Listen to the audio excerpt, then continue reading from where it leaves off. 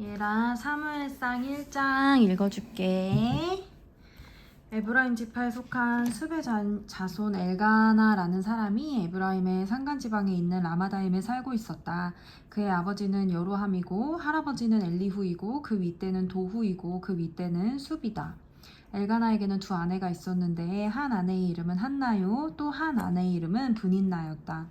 브닌나에게는 자녀들이 있었지만 한나에게는 자녀가 하나도 없었다. 엘가나는 매년 한 번씩 자기가 사는 성읍에서 실로로 올라가서 만군의 주님께 경배하며 제사를 드렸다. 그곳에는 엘리의 두 아들인 홈니와 비느하스가 주님의 제사장으로 있었다. 엘가나는 제사를 드리고 나서는 늘 아내 브닌나와 그가 낳은 모든 아들, 딸에게 재물을 각각 한 몫씩 나누어 주곤 하였다. 그러나 한나에게는 두 몫을 주었다. 비록 주님께서 한나의 태를 닫아 놓으셨지만 엘가나는 한나를 사랑하였다. 주님께서 한나의 태를 닫아 놓으셨으므로 그의 적수인 브닌나는 한나를 괴롭히고 업신여겼다.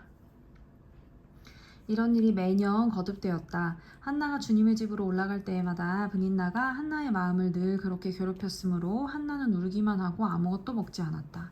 그럴 때마다 남편 엘가나가 한나를 위로하였다. 여보, 왜 울기만 하오? 왜 먹지 않으려 하오? 왜 늘 그렇게 슬퍼만 하는 거요? 당신이 10 아들을 두었다고 해도 내가 당신에게 하는 만큼 하겠소? 한 번은 엘가나 일행이 실로에 있는 주님의 집에서 음식을 먹고 마신 뒤에 한나가 일어나서 자리를 떴다.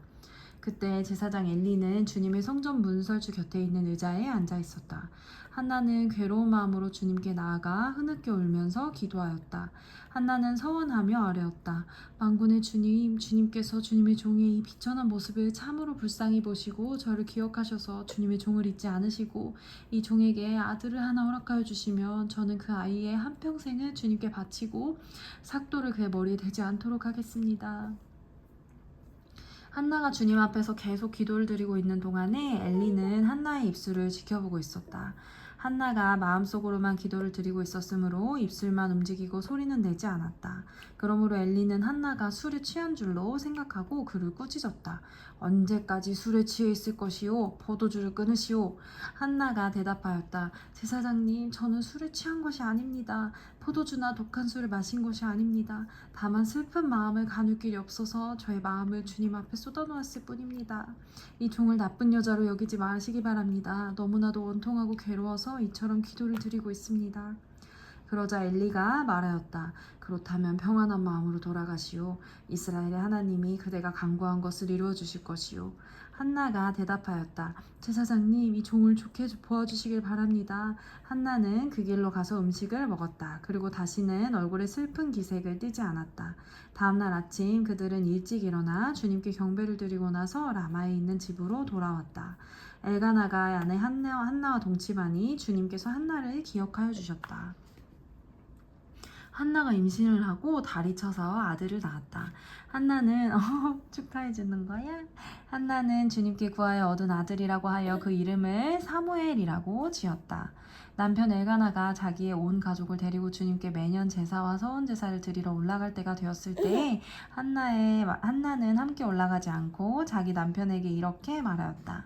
나는 아기가 젖을 뗄 때까지 기다렸다가 젖을 뗀 다음에 아이를 주님의 집으로 데리고 올라가서 주님을 뵙게 하고 아이가 평생 그곳에 머물러 있게 하려고 합니다.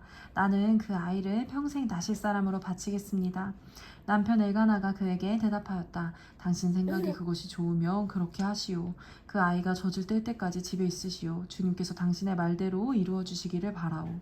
그래서 그의 아내는 아들이 젖을 뗄 때까지 집에 머무르면서 아이를 길렀다. 마침내 아기가 젖을 때니 한나는 아이를 데리고 3년 된 수소 한 마리를 끌고 밀가루 한 에바와 포도주가 된 가죽 부대 하나를 가지고 실로로 올라갔다. 한나는 어린 사무엘을 데리고 실로에 있는 주님의 집으로 갔다. 그들이 수소를 잡고 나서 그 아이를 엘리에게 데리고 갔다. 한나가 엘리에게 말하였다. 제사장님, 나를 기억하시겠습니까? 내가 주님께 기도를 드리려고 이곳에 와서 제사장님과 함께 서 있었던 바로 그 여자입니다. 아이를 낳게 해달라고 기도하였는데 주님께서 내가 간구한 것을 이루어 주셨습니다. 그래서 나도 이 아이를 주님께 바칩니다. 이 아이의 한평생을 주님께 바칩니다. 그런 다음에 그들은 거기에서 주님께 경배하였다. 사무엘상 2장 한나가 기도로 아뢰었다. 주님께서 나의 마음에 기쁨을 가득 채워주셨습니다. 이제 나는 주님 앞에서 얼굴을 들 수 있습니다. 원수들 앞에서도 자랑스럽습니다. 주님께서 나를 구하셨으므로 내 기쁨이 큽니다. 주님과 같으신 분은 없습니다. 주님처럼 거룩하신 분은 없습니다. 우리 하나님 같은 반석은 없습니다. 너희는 교만한 말을 늘어놓지 말아라. 오만한 말을 입 밖에 내지 말아라. 참으로 주님은 모든 것을 아시는 하나님이시며 사람이 하는 일을 저울에 달아보시는 분이시다. 용사들의 활은 꺾이나 약한 사람들은 강해진다. 한때 넉넉하게 살던 자들은 먹고 살려고 품을 팔지만 굶주리던 자들은 다시 굶주리지 않는다. 자식을 못 낳던 여인은 7이나 낳지만 아들을 많이 둔 여인은 홀로 남는다. 주님은 사람을 죽이기도 하시고 살리기도 하시며 수월에 내려가기도 하시고 거기에서 다시 돌아오기도 하신다. 주님은 사람을 가난하게도 하시고 부유하게도 하시고 낮추기도 하시고 높이기도 하신다.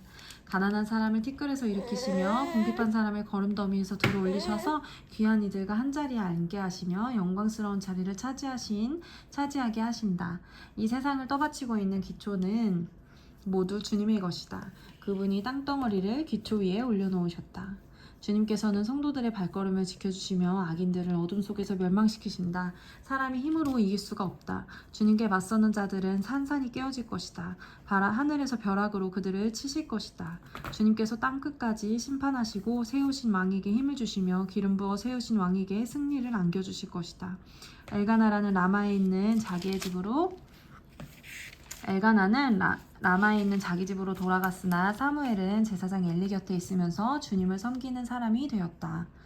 엘리의 아들들은 행실이 나빴다. 그들은 주님을 무시하였다. 제사장이 백성에게 지켜야 하는 규정이 있는데 그들은 그것도 무시하였다.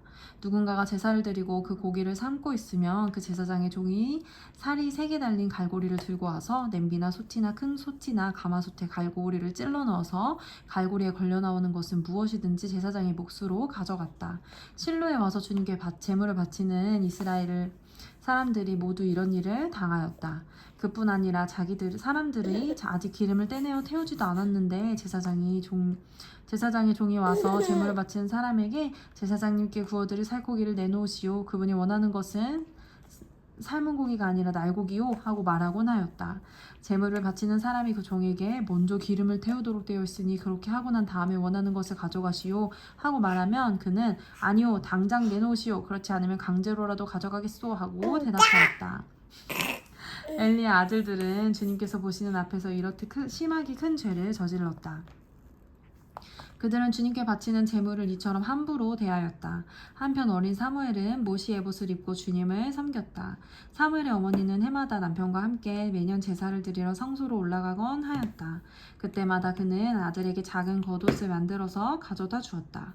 그리고 엘리는 엘가나와 그의 아내에게 주님께 간구하여 얻은 아들을 다시 주님께 바쳤으니 주님께서 두 분 사이에 이 아이 대신에 다른 자녀를 많이 주시기를 바랍니다 하고 복을 빌어 주었다. 그들은 이렇게 축복을 받고서 고향으로 돌아가곤 하였다. 주님께서 한나를 돌보아주셔서 한나는 임신하여 아들 셋과 딸 2을 더 낳았다. 어린 사무엘도 주님 앞에서 잘 자랐다. 엘리는 매우 늙었다. 그는 자기 아들들이 모든 이스라엘 사람에게 저지른 온갖 잘못을 상세하게 들었고 회막 어귀에서 일하는 여인들과 동침까지 한다는 소문을 들었다. 그래서 그는 그들을 타일렀다. 너희가 어쩌자고 이런 짓을 하느냐. 너희가 저지른 악행을 내가 이 백성 모두에게 듣고 있다. 이놈들아 당장 그쳐라. 주님의 백성이 이런 추문을 옮기는 것을 내가 듣게 되다니 두려울 일이다. 사람끼리 죄를 지으면 하나님이 중재하여 주시겠지만 사람이 주님께 죄를 지으면 누가 변호하여 주겠느냐. 아버지가 이렇게 꾸짖어도 그들은 아버지의 말을 듣지 않았다. 주님께서 이미 그들을 죽이려고 하셨기 때문이다. 한편 어린 사무엘은 커갈수록 주님과 사람들에게 더욱 사랑을 받았다. 하나님의 사람이 엘리를 찾아와서 말하였다.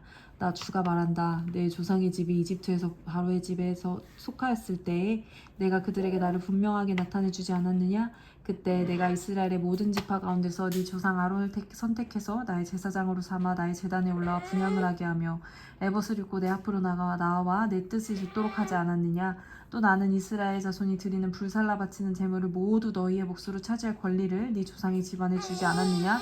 그런데 너희는 어찌하여 나의 처소에서 나에게 바치라고 명한 나의 제물과 예물을 멸시하느냐? 어찌하여 너희는 나보다 네 자식들을 소중하게 여기어 나의 백성 이스라엘이 나에게 바친 모든 제물 가운데서 가장 좋은 것들만 골라다가 스스로 살찌도록 하느냐?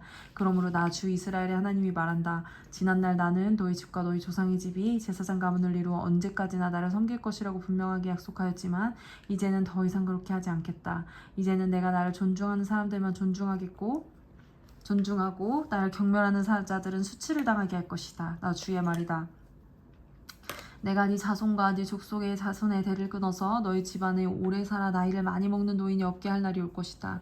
너는 고통을 받으면서 내가 이스라엘의 모든 백성에게 베푸는 복을 시샘하여 바라볼 것이다. 네 가문에서는 어느 누구도 오래 살지 못할 것이다. 그러나 나는 네 자손 가운데서 하나만은 끊어버리지 않고 살려둘 터인데 그가 제사장이 되어 나를 섬길 것이다. 그러나 그는 맹인이 되고 희망을 다 잃고 그의 자손들은 모두 젊은 나이에 변사를 당할 것이다. 네 두 아들 홈니와 비누아스도 한날에 죽을 것이며 이것은 내가 말한 모든 것이 반드시 이루어진다는 표징이 될 것이다. 나는 나의 마음과 나의 생각을 따라서 행동하는 충실한 제사장을 세우겠다. 내가 그에게 자손을 주고 그들이 언제나 내가 기름 부어 세운 왕 앞에서 제사장 일을 보게 하겠다.